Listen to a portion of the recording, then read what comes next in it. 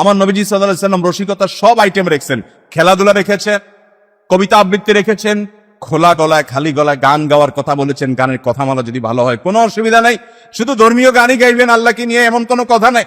আপনি দুনিয়াবি গানও গাইতে পারেন, সেখানে খারাপ কিছু না থাকলেই হলো, অশ্লীল কিছু না থাকলে হলো, নোংরাম অসভ্যতার দিকে আহ্বান না থাকলেই হলো। আপনি খালি গলায় গান, চমৎকার কণ্ঠ আল্লাহ দিয়েছে, আপনি গান নিষেধ নাই।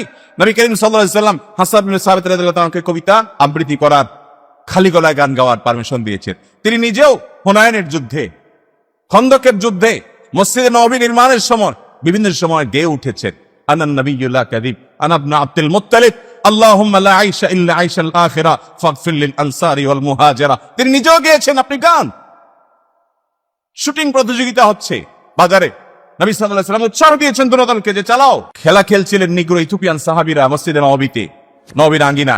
আমাদের আয়েশা তাআলা দেখতে চেয়েছেন, তিনি দেখাইছেন সেই খেলা।